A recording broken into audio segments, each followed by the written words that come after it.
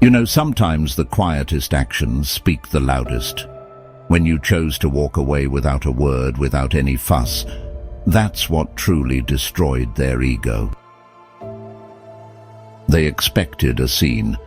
They were bracing for the tears, the desperate texts, the long emotional paragraph at 2 a.m.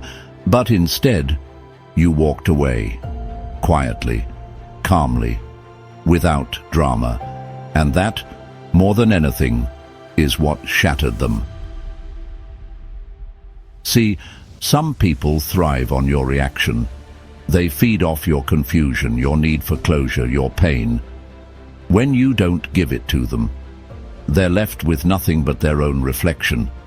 And it's not a flattering one.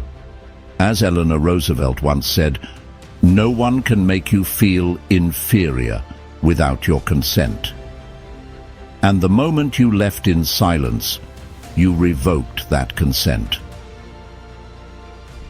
When you walk away without trying to prove a point, without trying to win the argument, you do something far more powerful.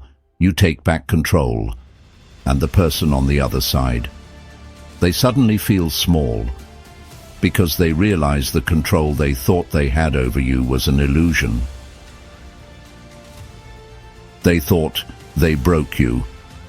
But your silence said, "I'm not broken. I'm just done." And that, my friend, is what hits the hardest. Because quiet strength, it lingers, it echoes, it stays with them long after the door has closed. Now let's be honest, there's something poetic about walking away without a fight. It's not weakness, it's grace. As Bruce Lee once put it, a wise man can learn more from a foolish question than a fool can learn from a wise answer. You chose not to waste your energy trying to explain your worth to someone committed to misunderstanding it. And here's the twist. The quieter your exit, the louder their internal chaos becomes. Why? Well, because they expected a performance. When you denied them that, you actually forced them to sit alone with their actions. And you know, when there's no distraction, guilt, regret, and ego all start eating away at them. You didn't need to announce your growth. You didn't need to beg for closure. You didn't need to post anything cryptic or revengeful. You simply walked away, and in doing so, you taught them a lesson no argument ever could. You are not someone who can be played with. Throughout this video, I'm going to break down exactly why your quiet exit is the ultimate power move and how it flips the emotional script entirely, especially for avoidant, ego-driven partners. This will give you clarity, peace, and most importantly, the upper hand moving forward. So stay with me until the end, because once you understand this dynamic fully, you'll never again feel the need to chase, explain, or prove your value. Instead, you'll move through relationships with unshakable confidence. If you're ready to step into your power, hit that like button, subscribe, and comment below. My silence speaks louder than their ego. Let that be your mantra, your armor, and your reminder that the real power isn't in making noise. It's in knowing when to walk away quietly. Let's get started. Stay focused. Key point 1. Your silence disrupted their control. Let's dive deeper into this, because this is where the power shift really begins. When someone operates from ego, they rely on your emotional responses to stay in control. Every time you cry, plead, argue, or ask why, they feel validated. Even your pain feeds them. It tells them they still matter. So when you don't respond, when you walk away quietly without a scene, without explanation, you cut the oxygen to their ego. And that silence, it's not just quiet. It's loud. It echoes. It makes them wonder, wait, why didn't they fight for me? Why didn't they chase me? Did they ever really care? Suddenly, they're no longer the one in control of the narrative.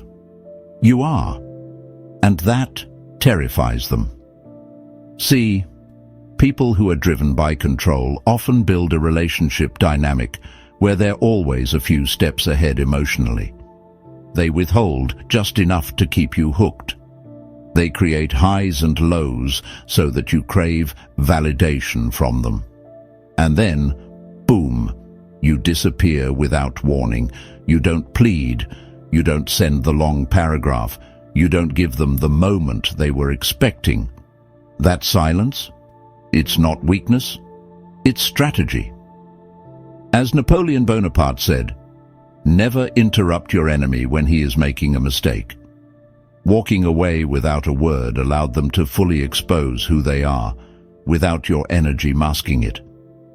And in that space, where your voice used to be, they're left only with themselves. Their ego starts flipping through every interaction, every choice they made, looking for something to cling to. But there's nothing, because you didn't give them a reaction to work with. That's where the unraveling begins. They don't get closure, they don't get validation, and most importantly, they don't get control. Your silence stripped away the illusion that they were winning. And for someone who thrives on superiority, that loss of control feels like rejection.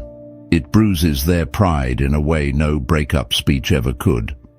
So don't underestimate what your quiet departure did. It didn't just end a relationship, it fractured their ego. And that's the kind of blow they never see coming until it's too late. Key point 2. Your absence made them confront themselves. After your silent exit stripped them of control, something even more uncomfortable happened. They were forced to sit alone with themselves. And for someone who's used to shifting blame, avoiding accountability, or controlling the emotional tone of the relationship, that's a nightmare. See, as long as you were reacting, they didn't have to reflect.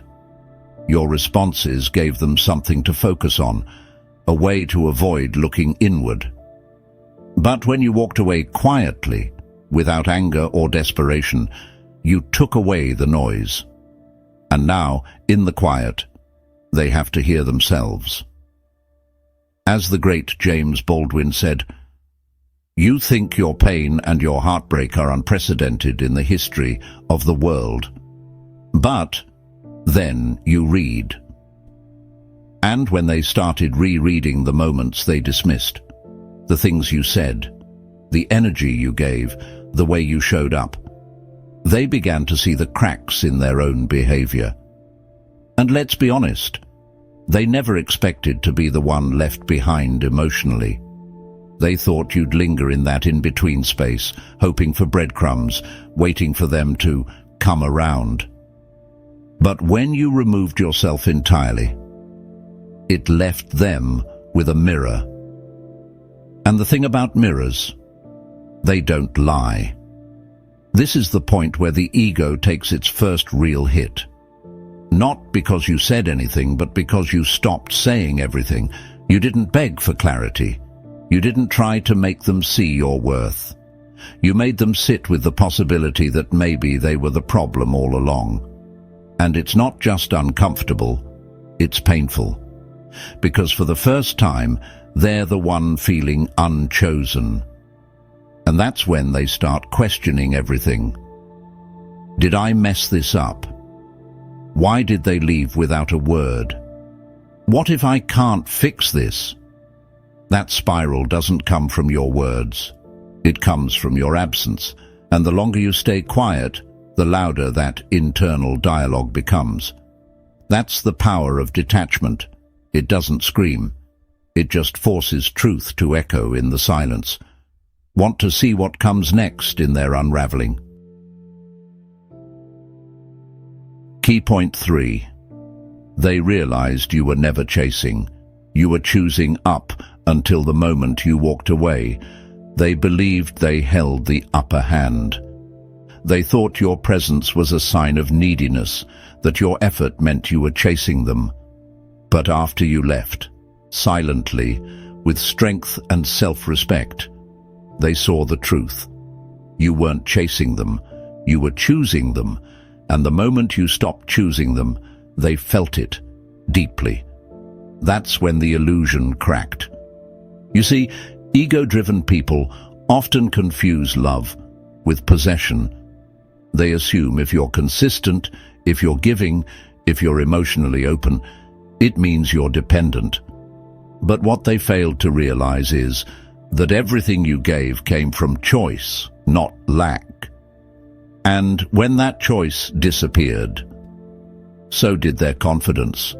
As Oprah Winfrey once said, "You teach people how to treat you by what you allow, what you stop, and what you reinforce." When you stopped showing up, when you stopped giving your energy away freely, they began to understand. You weren't desperate. You were loyal. And there's a big difference. This realization hits hard, because now they're replaying everything you did. The support, the patience, the forgiveness. And for the first time, they see those actions for what they really were: gifts, not guarantees, not obligations, and not signs of weakness. Just love, given freely, until it wasn't. And that's where the ego really starts to crumble, because in their mind you'd always be there. But now, without your presence, they have to confront something they never expected to feel from you: disinterest. You're no longer trying to fix it. You're no longer reminding them of your worth. You're no longer trying to be understood. You've moved from choosing them to choosing yourself. And they can feel that shift in their bones. Now they're not just wondering if they lost you. They're wondering how they ever mistook your love for weakness. And that kind of realization doesn't go away overnight. A key point 4. Their ego took a hit. When they saw you didn't need closure. This is the part they really didn't expect. In their mind, after the breakup, especially one where they felt in control, you were supposed to come back for answers. You were supposed to ask why, seek validation, or request just one more conversation. But instead, you walked away without needing closure, and that shattered them. For people who operate from ego, closure equals control. They believe they get to be the one who explains, defines, and wraps things up on their terms. It gives them the last word, the moral high ground, and the emotional edge. But when you don't show up for that final conversation, when you don't need their version of why, that's when they realize they're not the one with the power anymore. As Viktor Frankl once said, when we are no longer able to change a situation, we are challenged to change ourselves. And when you didn't seek closure, you challenged them to do just that, to look inward instead of expecting another round of emotional reassurance from you. They start thinking, why didn't they want to talk? Were they really that over it? Did they already move on? Now they're the one with unanswered questions. And they hate that, because unanswered questions create vulnerability, and ego can't survive in vulnerability for long. The truth is, you created your own closure the moment you realized you didn't need theirs. You stopped waiting for validation from the same person who broke your peace. And you proved that healing isn't something you ask for. It's something you own. This is a massive blow to someone who thought they were the one being walked away from, with a safety net of admiration and longing beneath them. But when they turned around and saw silence, it felt like emotional freefall. No net, no control, no reassurance, just You. Gone. And that's when it hits them. You were never powerless. You just stopped giving your power away. Key point 6. Fear begins to override their pride. Now we've reached the point where the game changes entirely, when fear finally becomes stronger than pride. And for someone who was once so sure of themselves, this is the beginning of true vulnerability. Up to now, their ego did everything it could to protect them. It convinced them they made the right decision. It whispered, "They'll be back." It reminded them that they were the prize. But as time goes on, and your silence stretches longer than they ever expected, the fear creeps in. The fear that maybe you're not coming back. They start noticing things they never paid attention to before. You're glowing differently in your photos. You're not checking their stories anymore. You're unbothered, unchased, unreachable. And slowly but surely, that fear turns into panic. Now the questions get louder. What if I misjudged their loyalty?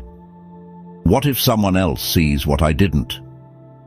What if they've actually moved on for good? As Seneca once said, we suffer more often in imagination than in reality. And that's exactly what they're doing now, suffering through scenarios they created in their mind. Scenarios where you thrive, grow, fall in love again, all without them. And it's not just that you're gone, it's that you're silent. You're not seeking answers. You're not giving updates. You've become a mystery again, the kind that makes the heart restless. And fear hates mystery. At this point, their pride, the thing that kept them from reaching out, from apologizing, from acknowledging their own flaws, starts to shrink. The fear of losing you forever becomes heavier than the fear of looking weak. That's the power of walking away quietly. You didn't just step out of their life, you stepped into their mind. And now, you're living rent-free in the space where ego used to be. Key point 7, they realize it might be too late. This is the moment that hits the hardest, the realization that you might not be coming back. Not because you're playing games, not because you're trying to get a reaction, but because you've truly let go. At first, they didn't believe it. They told themselves you were just giving them space, that this was a temporary phase. But as time passes, and your silence turns into distance, and that distance turns into disconnection, reality begins to sink in. They start to sense it in their gut. You're healing, you're growing, you're not stuck anymore. And that's when the panic turns into dread, because now they're not just afraid of losing you, they're afraid they already have. As Khalil Gibran once wrote, "Ever has it been that love knows not its own depth until the hour of separation?" And in this hour, they finally feel the depth of your presence, by feeling its absence. The conversations they brushed off, the support they took for granted, the peace you brought into their life. They finally understand you weren't just a part of their life, you were the balance in it. Now, they're left wondering, can I reach out? Would they even respond? What if they've moved on with someone else? What if I'm no longer what they want? This is ego death in its purest form. The armor they once wore, pride, indifference, overconfidence, it starts to crack. Because once someone realizes they might have destroyed something irreplaceable, there's no comfort left in silence. Only regret. And this moment, it's bittersweet. Because while they're drowning in what-ifs, you've already made peace with the ending. Not out of bitterness, not out of revenge, but because you finally chose yourself. This is the final blow to their ego. They no longer see you as someone they lost. They now understand you were someone they never deserved to lose in the first place. The quiet goodbye that echoes forever. Now you see, it was never the loud arguments, the emotional pleas, or the need for closure that changed anything. It was your quiet goodbye. That's what echoed. That's what haunted them. That's what broke the illusion of control they once clung to. You didn't leave to teach them a lesson. You left because you learned yours. You realized your worth, your peace, your energy are not up for negotiation. And once you made that choice, everything changed. Not just for you, but for them too. And now, they're the one wondering. They're the one hoping. They're the one reliving the moments that you've already healed from. Like Buddha said, the root of suffering is attachment. And the moment you detached with grace, you freed yourself and let them sit in the weight of their own ego. So here's what I want you to take away from all of this. You don't need to prove your value to anyone. Your silence has already done that. Your strength was in the goodbye they never saw coming. If this video spoke to you, don't forget to like, subscribe, and share this with someone who needs to hear it. And in the comments, I want you to type this mantra: I don't chase, I choose. Because from now on, you don't beg to be seen. You stand to be remembered. I'll see you in the next one. And until then, stay quiet, stay grounded, and stay powerful.